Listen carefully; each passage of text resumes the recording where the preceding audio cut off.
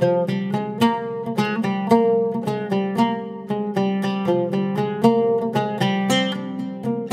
இன்னைக்கு எல்லாருக்கும் ரொம்ப பிடிச்சமான பன்னீர் பட்டர் மசாலா எப்படி செய்கிறதுன்னு பார்க்க போகிறோம். அப்படியே ரெஸ்டாரண்ட் சுவையில் இருக்கும். வீடியோ படி அப்படியே பண்ணுங்கள், நீங்களும் பெர்ஃபெக்டாக பண்ண முடியும். இது வந்து சப்பாத்தி கூட, நான், பூரி இதெல்லாம் கூட வச்சு சாப்பிட்றதுக்கு ரொம்பவே டேஸ்டியாக இருக்கும். ஸோ கண்டிப்பாக ட்ரை பண்ணி பாருங்கள். வீடியோக்குள்ளே போகிறதுக்கு முன்னாடி நம்ம சேனல் இந்தியன் ரெசிபீஸ் தமிழை சப்ஸ்கிரைப் பண்ணிக்கோங்க. கூடவே இருக்க பெல் சிம்பலையும் கிளிக் பண்ணிக்கோங்க. ஹாய் ஃப்ரெண்ட்ஸ், வணக்கம். என் பேர் Abhi. Welcome to Indian recipes Tamil.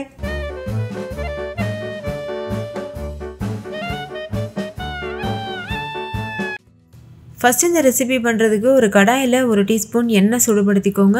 எண்ணெய் சூடானதும் அதில் ஒரு பட்டை சேர்த்துக்கோங்க. கூடவே 2 கிராம்பு, 2 நசுக்கின ஏலக்காய் சேர்த்துக்கோங்க. நீங்கள் ஏலக்காய் முழுசாக கூட சேர்க்கலாம். இது கூட 4-5 முந்திரி பருப்பு சேர்த்துக்கோங்க. இது ஆப்ஷனல். நீங்கள் முந்திரி பருப்பு வேணான்னு நினச்சிங்கன்னா ஸ்கிப் பண்ணிடலாம். ஸ்டவ்வை லோ ஃப்ளேமில் வச்சுட்டு இதை நல்லா வறுத்துக்கோங்க.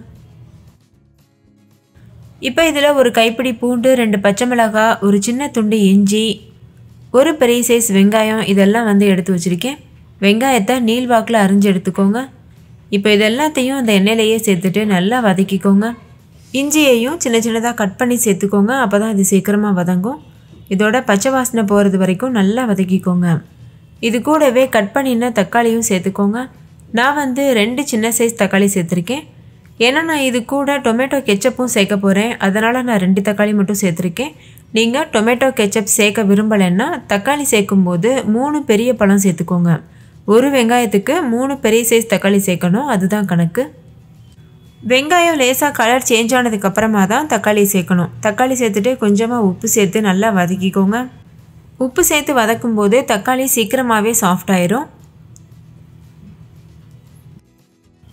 இதை மூடி போட்டு மூடிட்டு தக்காளி நல்லா சாஃப்ட் ஆகுறது வரைக்கும் வேக வச்சு எடுத்துக்கோங்க. இப்போ பாருங்கள், நம்ம சேர்த்துருந்த வெங்காயம், தக்காளி எல்லாமே நல்லா வதங்கியிருக்கு. இந்த ஸ்டேஜில் ஸ்டவ் ஆஃப் பண்ணிவிட்டு இதை முழுமையாக ஆற வச்சுருங்க. முழுமையாக ஆறுனதுக்கப்புறமா இதை ஒரு மிக்ஸி ஜாரில் சேர்த்துக்கோங்க. இது கூடவே 1/4 டீஸ்பூன் மஞ்சள் தூள், 1 டேபிள் ஸ்பூன் காஷ்மீரி மிளகாத்தூள், 1 டீஸ்பூன் மல்லித்தூள், 1 டீஸ்பூன் சீரகத்தூள் இதெல்லாம் சேர்த்துக்கோங்க. இது கூடவே 1/4 கப் வந்து டொமேட்டோ கெச்சப்பும் சேர்த்துக்கோங்க. நான் ஏற்கனவே சொன்னது போல் டொமேட்டோ கெச்சப்புக்கு பதிலாக எக்ஸ்ட்ரா தக்காளி வந்து சேர்த்துக்கலாம். இப்போ இதில் கொஞ்சம் தண்ணி சேர்த்துட்டு ஃபைன் பேஸ்ட்டாக அரைச்சி எடுத்துக்கோங்க. தேவையான அளவு தண்ணி சேர்த்துக்கலாம். அரைக்கும்போது எந்த அளவு முடியுமோ அந்த அளவுக்கு நைஸாக அரைச்சி எடுத்துக்கணும். அப்போ தான் பன்னீர் பட்டர் மசாலாவுக்கு நல்ல டேஸ்டியாக இருக்கும். பாருங்கள், இது எந்த அளவு கன்சிஸ்டன்சியில் இருக்குன்னு. இப்போ இது ஒரு ஓரமாக இருக்கட்டும். அடுத்து சின்ன சின்னதாக கட் பண்ணின பன்னீர் எடுத்துக்கோங்க. நான் ஒரு 200 கிராம் அளவுக்கு பன்னீர் எடுத்திருக்கேன். இந்த பன்னீர் வந்து வீட்டிலையே ப்ரிப்பேர் பண்ணது. பன்னீர் எப்படி வீட்டிலையே செய்கிறதுன்னு ஆல்ரெடி ஒரு ரெசிபி வந்து நான் அப்லோட் பண்ணியிருக்கேன். அதோட லிங்க் வீடியோக்கு கீழே இருக்க டிஸ்கிரிப்ஷனில் இருக்குது. நீங்கள் செக் பண்ணி பாருங்கள், உங்களுக்கு யூஸ்ஃபுல்லாக இருக்கும். வீட்டிலையே நம்ம ரொம்ப சுலபமாக பன்னீர் தயாரிக்க முடியும். இப்போ இந்த கட் பண்ணின பன்னீரில் சுடு தண்ணி ஊற்றிட்டு ஒரு 5 நிமிஷத்துக்கு இதை அப்படியே வச்சுருங்க. அதுக்கப்புறமா தண்ணியை வடிச்சிட்டு தனியாக எடுத்து வச்சுருங்க. இந்த ப்ராசஸ் எதுக்காக பண்ணுறோன்னா பன்னீரை நல்லா சாஃப்ட் ஆக்குறதுக்காக. இல்லைனா வந்து ரப்பர் மாதிரி இருக்கும் பன்னீர் வந்து ரொம்ப ஹார்டாக, அந்த மாதிரிலாம் இல்லாமல் சாஃப்டாக இருக்கணும்னா கண்டிப்பாக இந்த டிப்ஸ் வந்து ஃபாலோ பண்ணுங்கள். சுடு தண்ணியிலவே ரொம்ப நேரம் விட்டுறக்கூடாது. ஒரு 5 நிமிஷத்துக்கு அப்புறமா தண்ணியை வடிச்சிட்டு பன்னீரை தனியாக எடுத்து வச்சுக்கோங்க. இப்போ இது ஒரு ஓரமாக இருக்கட்டும். இப்போ ஒரு கடாய் சூடுபடுத்திக்கோங்க. அதில் பட்டர் சேர்த்துக்கோங்க. நான் வந்து 4 டேபிள் ஸ்பூன் வரைக்கும் பட்டர் சேர்த்துருக்கேன். பட்டர் உருகினதும் அதில் 2 பச்சை மிளகாய் கீறிட்டு சேர்த்துக்கோங்க. இப்போ இதில் நம்ம ஏற்கனவே வதக்கி அரைச்சி வச்சுருக்க பேஸ்ட் இருக்குல்ல, அதை சேர்த்துருங்க. இந்த பன்னீர் பட்டர் மசாலாவில் பட்டர் நம்ம அதிகமாக யூஸ் பண்ணும்போது டேஸ்ட் வந்து நல்லா ரிச்சாக இருக்கும், ரொம்பவே சுவையாக இருக்கும், அப்படியே ஹோட்டலில் கிடைக்கிறது போல். ஒருவேளை உங்களுக்கு நிறைய பட்டர் யூஸ் பண்ண விருப்பம் இல்லைன்னா 2 table spoon butter, 2 table spoon எண்ணெய் இந்த ரேஷியோவில் கூட யூஸ் பண்ணிக்கலாம். இப்போ இந்த விழுதை சேர்த்ததுக்கப்புறமா தேவையான அளவு தண்ணி சேர்த்து நல்லா மிக்ஸ் பண்ணிக்கோங்க. ஸ்டவ்வை லோ ஃப்ளேம்லேயே வச்சுருங்க. நம்ம இதில் முந்திரி பருப்பு சேர்த்து அரைச்சிருக்கோம். ஸோ இது வந்து சீக்கிரமாகவே அடிப்பிடிக்கிறதுக்கு வாய்ப்பு இருக்குது. இடையிடையில் கலந்துகிட்டே இருக்கணும். இப்போ நான் இதில் 1 டீஸ்பூன் அளவு சர்க்கரை, 1/4 கப் அளவு பாலும் சேர்த்துருக்கேன். நீங்கள் பாலுக்கு பதிலாக ஃப்ரெஷ் க்ரீம் யூஸ் பண்ணலாம். பொதுவாக கடைகளில் வந்து ஃப்ரெஷ் க்ரீம் யூஸ் பண்ணி தான் பண்ணுவாங்க. நிறைய பேருக்கு ஃப்ரெஷ் க்ரீம் கிடைக்காதுன்றதுனால நான் இன்றைக்கி பால் ஊற்றி செஞ்சு காமிச்சிருக்கேன். இந்த மெத்தடில் செய்யும் போதுமே நம்மளுக்கு கடையில் கிடைக்கிறது போலவே க்ரீமியான டேஸ்ட்டும் டெக்ஸ்சரும் கிடைக்கும். இப்போ ஸ்டவ்வை லோ ஃப்ளேமில் வச்சுட்டு மூடி போட்டு மூடிட்டு இது நல்லா கொதிச்சு வர வரைக்கும் வெயிட் பண்ணுங்கள். ஒரு கொதி வந்ததுக்கப்புறமா நல்லா மிக்ஸ் பண்ணிக்கோங்க. நான் ஏற்கனவே சொன்ன மாதிரி இதில் நம்ம முந்திரி பருப்பு சேர்த்து அரைச்சிருக்கிறதுனால அடிக்கடி நம்ம இதை கலந்து விட்டுட்டே தான் இருக்கணும். அப்படி இல்லைன்னா அடி பிடிக்கிறதுக்கு வாய்ப்பு இருக்குது. இப்போ பாருங்கள் நல்லா கொதிச்சு வந்திருக்கு. இந்த ஸ்டேஜில் நல்லா மிக்ஸ் பண்ணிக்கிறேன். இப்போ இதை மறுபடிக்கும் மூடி போட்டு மூடிட்டு எண்ணெய் பிரிஞ்சு வர வரைக்கும் வேக வச்சுக்கோங்க. எண்ணெய் பிரிஞ்சு வந்ததுக்கப்புறமா நம்ம ஏற்கனவே கட் பண்ணி சுடுதண்ணியில் போட்டு எடுத்து வச்சுருக்கோம்ல பன்னீர், அதை வந்து சேர்த்துருங்க. இப்போ வந்து கிரேவி கரெக்டான பக்குவத்தில் இருக்குது. இந்த ஸ்டேஜில் பன்னீரை சேர்த்துடலாம். பன்னீர் சேர்த்ததுக்கப்புறமா ரொம்ப நேரம் வேக வைக்கக்கூடாது. அப்படி ரொம்ப நேரம் வேக வச்சோன்னாலும் பன்னீர் ஹார்டாயிரும்.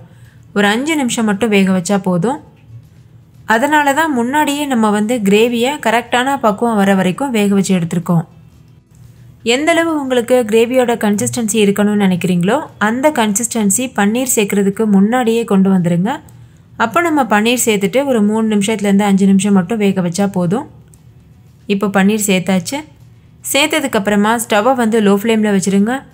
இப்போ நல்லா மிக்ஸ் பண்ணிவிட்டு மூடி போட்டு மூடிட்டு 3லேருந்து 5 நிமிஷத்துக்கு வேக வச்சுக்கோங்க. பொதுவாக பன்னீர் ரெசிபி செய்யும்போது வர பெரிய பிரச்சனையே பன்னீர் வந்து ரப்பர் மாதிரி ஆகிறது தான். நான் இந்த வீடியோவில் 2 டிப்ஸ் வந்து உங்களோட ஷேர் பண்ணியிருக்கேன். ஒன்று வந்து பன்னீரை சுடுதண்ணியில் போட்டு வைக்கிறது, இன்னொன்று வந்து பன்னீரை ரொம்ப நேரம் வேக வைக்கக்கூடாது. இந்த 2 டிப் மட்டும் ஃபாலோ பண்ணுங்கள். கண்டிப்பாக பன்னீர் வந்து பக்காவாக இருக்கும். இப்போது நல்லா மிக்ஸ் பண்ணதுக்கப்புறமா பொடியாக கட் பண்ணினா கொத்தமல்லி இலைகள் சேர்த்துக்கோங்க. ஒரு கைப்பிடி அளவு சேர்த்துக்கோங்க. இது கூடவே கசூரி மேத்தி 1 டீஸ்பூன் அளவு சேர்த்துக்கோங்க. கையிலேயே லேசாக வந்து க்ரஷ் பண்ணிவிட்டு சேர்த்துக்கோங்க. சேர்த்ததுக்கப்புறமா இதை நல்லா மிக்ஸ் பண்ணிடுங்க. மிக்ஸ் பண்ணிவிட்டு மூடி போட்டு மூடிட்டு 3லேருந்து 5 நிமிஷத்துக்கு நம்ம வேக வச்சு எடுத்துக்கலாம். இப்போ ஒரு 5 நிமிஷம் ஆகியிருக்கு. பன்னீர் பட்டர் மசாலா சூப்பராக தயாராகிருச்சு. இதை நம்ம சுட சுட சப்பாத்தி, நான் இது கூடலாம் வச்சு சர்வ் பண்ணலாம்.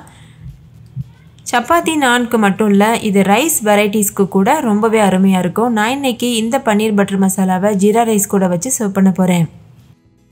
பார்க்குறதுக்கே கிரேவி அட்டகாசமாக இருக்குது.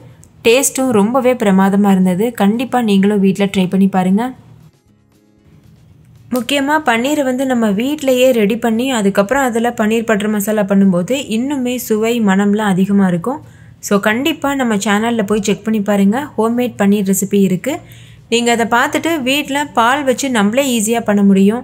ஸோ அந்த பன்னீரை நீங்கள் இந்த பன்னீர் பட்டர் மசாலாவில் யூஸ் பண்ணுங்கள். வீட்டில் இருக்க எல்லோரும் கேட்டு வாங்கி விரும்பி சாப்பிடுவாங்க. சாஃப்டாக சுவையாக இருக்கும். ஓகே ஃப்ரெண்ட்ஸ், இந்த ரெஸ்டாரண்ட் ஸ்டைல் பன்னீர் பட்டர் மசாலா உங்களுக்கு ரொம்ப பிடிச்சிருந்துச்சுல? பிடிச்சிருந்தா லைக் பண்ணுங்கள், உங்கள் ஃப்ரெண்ட்ஸ் கூட ஷேர் பண்ணுங்கள்.